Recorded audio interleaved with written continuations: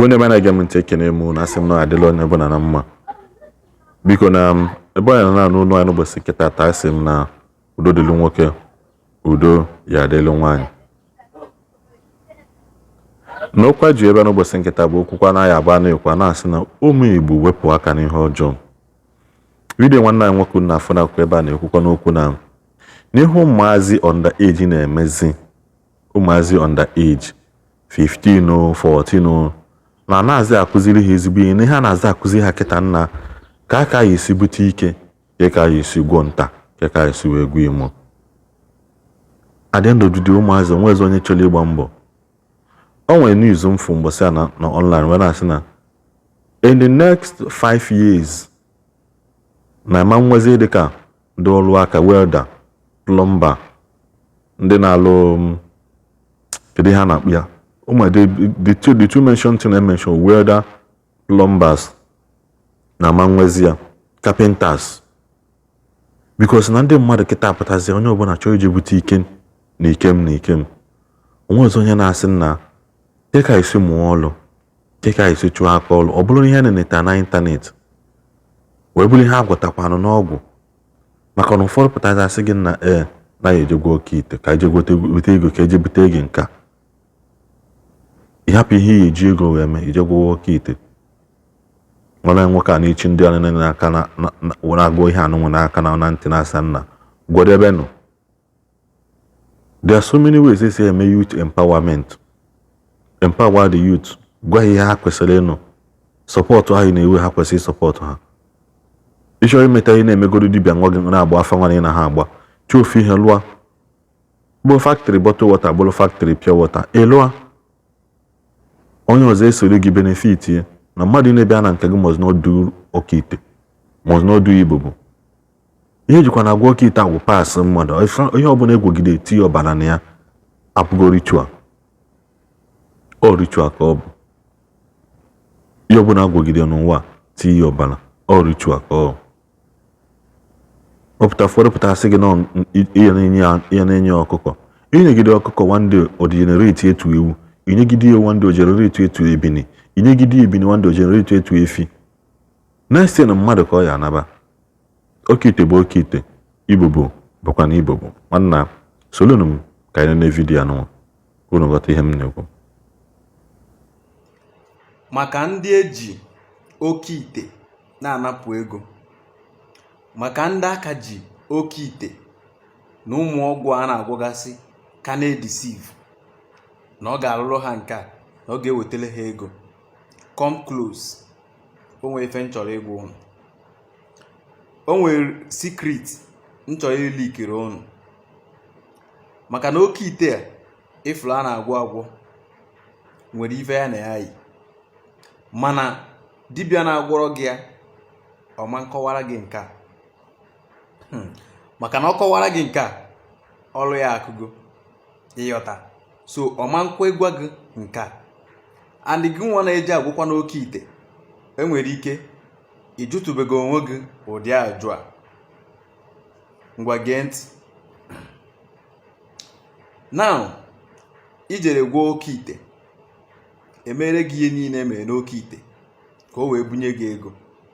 Some of these people na-agwa Oke Ite a now bụ ndị ka dịcha under age, ndị dị 17 years, ndị dị 18 years, 20 up, even 14 years, 13, 14 na-agwọzi Oke Ite, na-eje etinyezi aka n'ihe adịrọ mma ka ha wee gbaa moto, mee ihe ibe ha na-eme, spread ego na club, because all this ego a ha na-akpatakwa in that way na anakwa na that way.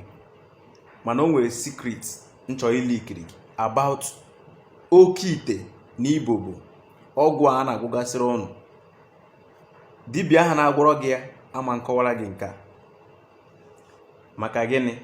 Na ọ kọọrọ gị nke a, ịmalụ na ọ ya bụ na ọrụ ya akụgo. So ọma nkwa ịgwa gị nke a. Ngwa gee ntị. Now, not to go one day as a young guy, sit down, jụọ onwe gị ajụ sị, Oke Ite a ijere butebe onye dị otu a na be dibịa dị otu a, kedu ihe ga-eme after na emechara asị na dibịa nọ n'ọzi ndụ. Kedu ihe ga-eme after na emechara asị na gị nwa na onwe gị bụ onye gwọrọ oke ite a na ịnọchago ndụ nke gị nwụọ? Because onye ọbụla gwọrọ oke ite fada eri isi nka, fada na ogologo ndụ, maka na oke ite na-eri mmadụ na-eri nwa, o nwere ife ọ dị eri ịghọta. Then maka ndị ga-apụta sị gị, some dibịa ga-apụta sị gị na o nwere oke ite nke eji ife na-eri mmadụ agwọ, na ya ga-agwọrọ gị nke eji. Oke ite bụ oke ite, Ibobo bụ Ibobo, ọ dịghị ịbụa ịghọta ka ị malụ. So ịjụtụgo onwe gị ajụjụ a sị, ọ bụrụ na m anọzi ndụ taa, kedu ihe oke ite a ọgwụ a ịgwọ dobe, kedu ihe ga-eme? Okay, now agwọrọ gị oke ite, iburu oke ite dobe, adị dobere na nke be dibịa ahụ gwọrọ gị oke ite a. Some of ndị agwọrọ oke ite a ha ma ọ dị ihe eji erekwa oke ite a. Some ndị agwọrọ oke ite a amaghọ the secret behind the oke ite agwọrọ ha. Some ndị agwọrọ oke ite a, ndị be ha amaghọ dị na fa gwọrọ oke ite, na o nwere oke ọgwụ fa tinyere aka na ya. Some of their wives amara na o nwere oke ọgwụ fa dobere na be nwa dibịa fa na-elekwa ha mara. Then ka ihe ga-emezi family a na ọ bụrụzie na o achọzie the main person gwọrọ ọgwụ a, ọ bụrụ na ọ nọzi ndụ, ma ọ na dibịa gwọrọ ọgwụ a anọzi ndụ, ka ihe ga-eme oke ite a, ka ihe ga-eme family a nọ na ya gwa oke ite a. Ijụtụgo onwe gị ụdị ajụ a? Achọrọ ka m mepee gị anya taa. Ọ bụrụ na achọọ gị afụghọ gị, ọgwụ ọbụla ị gwọrọ ịgwọgokwu ya. Ihe ọbụla ị kwere nkwa na ị ga na-enye mmụọ aha, ị ga na-enyekwu ya. Weda ma ị dị ndụ ma ọ na ịnwụgo, mmụọ aha ama nji because of na ịnwụgo, ọ ma na-erizi ihe aha ị kwere ya na nkwa na ị ga na-enye ya. Nke anyị dịkwa shọ na ọ daghị arụ ọrụ, ọ da arụkwa ọrụ ịghọta, ọ da arụ ọrụ. Mana mmụọ ọbụla ị kwere nkwa, mmụọ ọbụla ọgwụ ọbụla ị gwọ dobesi ya na ị ga na-enye ihe dị etu a na mbọsị dị etu a, my brother, ịnwụgodi mmụọ ha ka ya na-anakwa ya. And oche ọfụrọ obido na your family, before you know it, anọ na asị na onye a nwụọ n'ike, na nke eme onye a, na ihe dị etu eme onye a. Ụmụ nka ọgwụ a na-akpata ọnwụ ike a. Ka m gwazie gị secret dị n'oke ọgwụ a na-agwọ.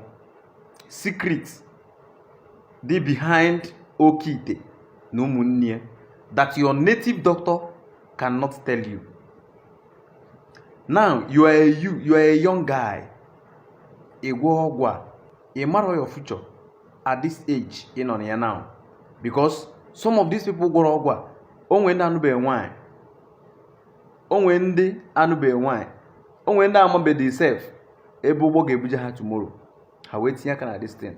Now ụmụ oke ọgwụ a na, ọ bụrụ na ọ ga-alụ gị na ịnụrụ nwaanyị mụta nwa, o si the other side bịa, ọ cut all your life short, because ọ ihe a gwọrọ agwọ, ịghọtago, ọ cut all your life short. Ọ bụrụ na ị nọ ogologo ndụ, ị ma na ị ga na-achọ nkwa, ọ ife welugoro wee mere gị ihe ego ị na-eri taa, ihe ahụ ifili na ọ na-enye gị ego, ewerugo your joy wee mee ya.